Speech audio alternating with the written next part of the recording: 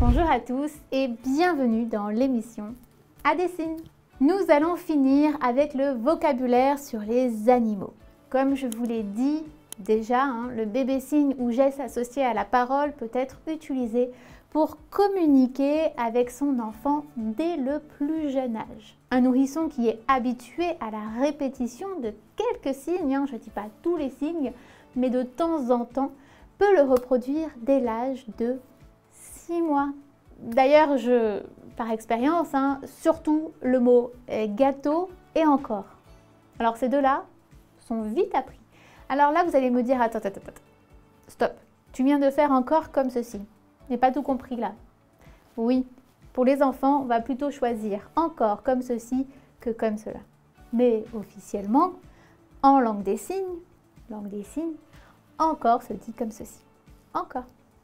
Donc du coup, si votre objectif c'est de faire du bébé signe ou du geste associé à la parole, parce que vous êtes par exemple assistante maternelle, nounou ou parent, ce qui suit va vous intéresser. Je vais vous chanter et signer en geste associé à la parole une comptine.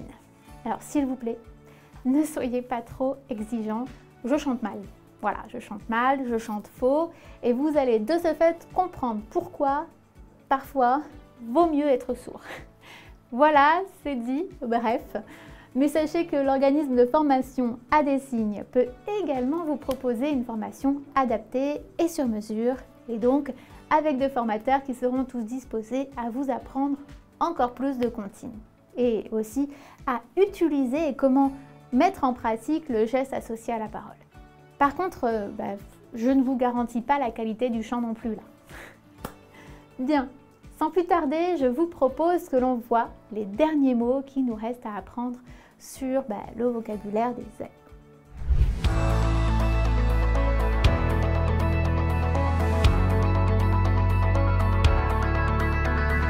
Le prochain,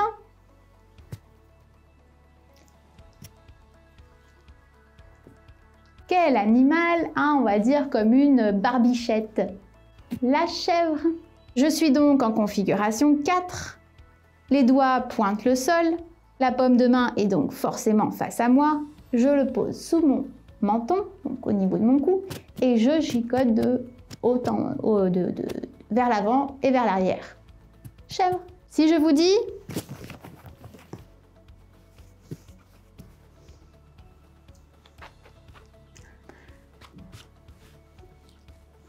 le mouton avec la laine et après on peut en faire des vêtements chauds. Mouton, ici vous avez la configuration de vos deux mains en 3 crochus. Paume de main face à vous, vous croisez vos bras.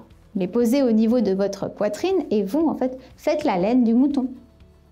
Mouton.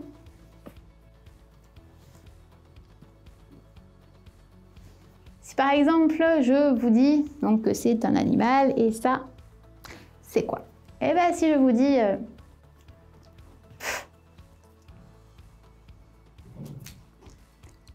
je suis sûre que vous avez compris. Un âne. Donc je vous ai dit mon prénom c'est quoi? C'est Anne. Bon moi il y a 2 N, n'oubliez pas. Donc l'âne. Ici, vous avez la configuration de vos deux mains, les doigts bien collés, la paume de main face à l'autre. Les pouces sont tout simplement à l'écart puisqu'on les pose sur les tempes. Et on ramène juste une oreille vers le bas. Donc, c'est mieux de faire l'oreille qui est de la main active. L'âne. Le prochain. Qu'est-ce que ça peut être?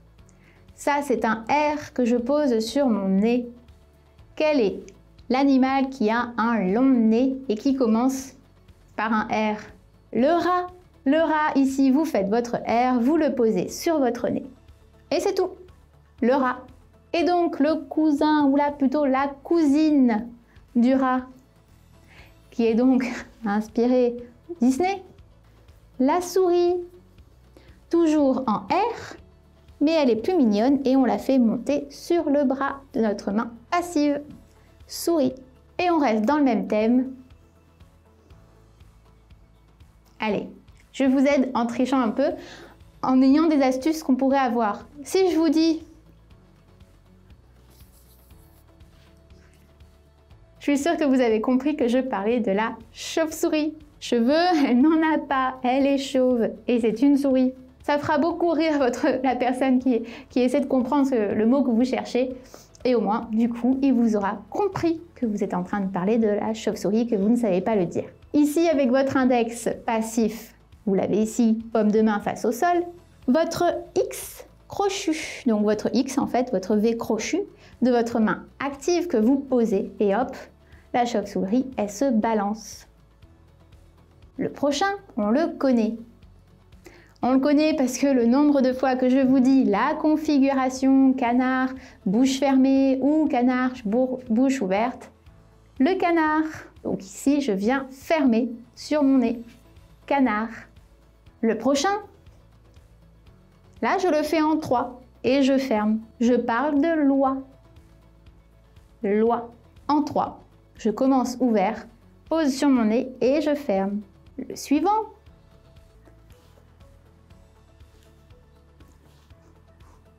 Est-ce que vous avez compris que c'était la chouette?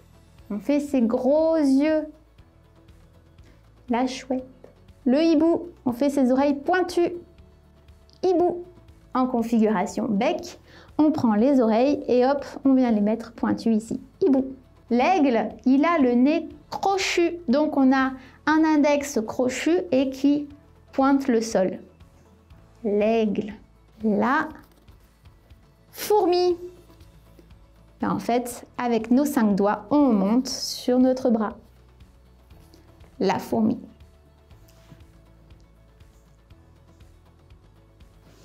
Est-ce que vous avez saisi ce signe? Que vous avez compris que je parlais du lapin. Le lapin. Je suis en configuration U de chaque côté de mes tempes et je m'amuse un petit peu avec ses oreilles. Le suivant, c'est juste comme ça. Si vous connaissez les ombres chinoises, que vous vous amusez, donc ça pourrait penser, d'ailleurs c'est comme ça qu'on dit par exemple, oh regarde un oiseau il vole et il est super beau. Je ferai, regarde là-haut, oiseau.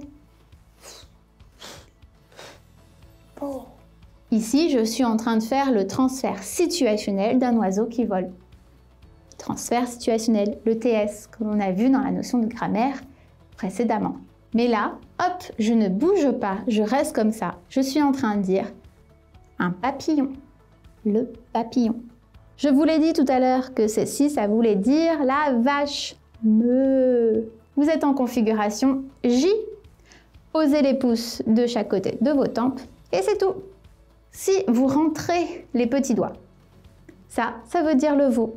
Donc ici, on a la vache, ici, on a le veau. Et ça, à votre avis? Le taureau. Ici, je pointe pas vers le ciel les doigts. Ça, je le vois souvent comme ça. Non, on pointe l'autre comme si on allait attaquer. Taureau. Et le dernier vocabulaire sur les animaux que l'on va voir,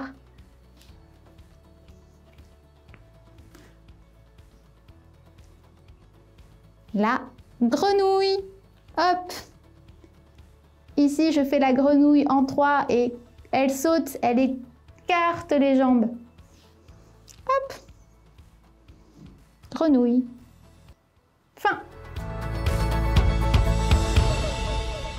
Super. Et si nous finissions cette fois-ci, non pas, comme je vous l'ai dit, avec un quiz, mais avec une comptine en geste associée à la parole.